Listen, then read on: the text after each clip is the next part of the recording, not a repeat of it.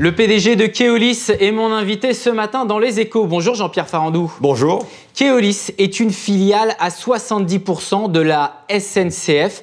Vous exploitez des lignes de métro, de tramway, de bus. Vous faites 5,4 milliards d'euros de chiffre d'affaires en 2017, plus 6% de croissance, 6,4 exactement. Vous êtes rentable et vous gagnez des contrats à l'export. Vous êtes, chez Keolis, ce que le gouvernement veut faire de la SNCF. Keolis est effectivement une entreprise performante et je crois que 2017 l'illustre avec les grands indicateurs économiques qui sont tous au vert. Non seulement Keolis performe, mais Keolis aussi accélère sa transformation. Performance, transformation, je pense qu'effectivement ce sont des thématiques qui doivent intéresser ma maison mère, la SNCF, mais elles intéressent aussi mon autre actionnaire, la Caisse des dépôts et placements du Québec, parce que la profitabilité, la rentabilité, c'est aussi un sujet important en ce qui concerne les actionnaires de ma compagnie. Vous êtes avec nous ce matin, on ne peut que vous poser la question. Il y a donc une réforme de la SNCF qui a été examinée en Conseil des ministres il y a quelques jours. Aujourd'hui, qu'est-ce que vous en pensez, vous qui êtes une filiale de la SNCF à 70% et qui êtes rentable et qui gagne des contrats à l'export ? C'est une réforme qui est très importante, très ambitieuse. Enfin, je pense qu'on est en train de parler d'une nouvelle SNCF. Moi, ce qui m'intéresse dans cette réforme plus particulièrement, en tant que président de Keolis, c'est la concurrence qui va donc arriver sur les TER, les trains régionaux de voyageurs. Keolis va s'intéresser de près à ce dossier, alors pas sur tous les segments, mais vous savez, Keolis, on est spécialiste dans le transport urbain, nous desservons de grandes villes comme Lyon, Lille, Melbourne, Stockholm et d'autres dans le monde. Dès lors que l'eau ferroviaire mise en concurrence sera urbain ou périurbain, nous nous présenterons parce que nous pensons que nous pouvons apporter plus en matière de services et en matière d'efficacité opérationnelle. Alors, les grandes lignes, c'est 2020, ouverture à la concurrence sur les grandes lignes, les TGV par exemple, et 2024, donc pour les trains régionaux que vous évoquiez, vous allez concurrencer votre maison mère avec des trains régionaux, Jean-Pierre Farandou ?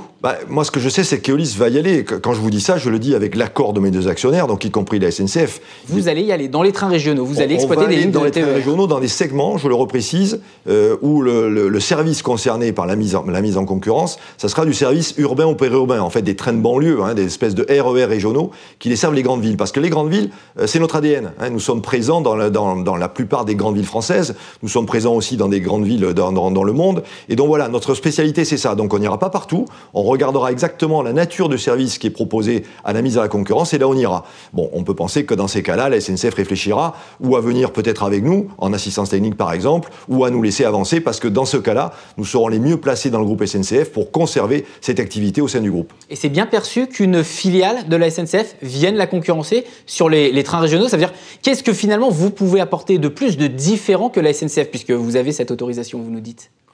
Nous, ce qu'on apporte, c'est notre connaissance donc, de cet environnement urbain, interurbain.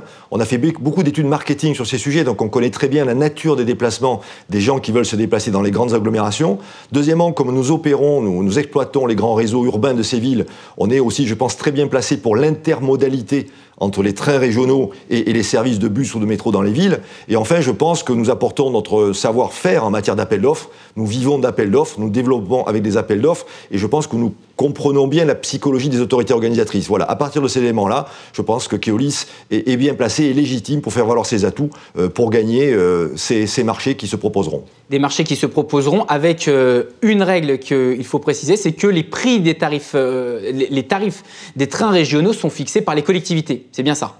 Oui, alors en matière de prix pour l'usager, on est dans ce qu'on appelle du service public. Dans ce cas-là, c'est l'autorité organisatrice, la collectivité, en l'occurrence c'est la région en France, qui fixe les prix. Donc cette concurrence ne s'accompagnera pas forcément d'une baisse des prix qui sera attendue par les consommateurs, ou qui peuvent l'espérer en tout cas. Donc pour les trains régionaux, l'enjeu ne sera pas autour des prix, puisque les prix seront décidés par l'autorité organisatrice, par la collectivité. Par contre, l'enjeu, ça sera autour du service, le meilleur service possible, peut-être le plus innovant possible. Et il y a aussi un enjeu de coût pour la collectivité, puisque si nous réussissons à être moins chers, ce coût réduit bénéficiera aux finances publiques. Voilà, donc les prix pour l'usager, c'est la région, la qualité de service et l'innovation de service, c'est pour l'opérateur, le coût pour le contribuable, c'est l'opérateur.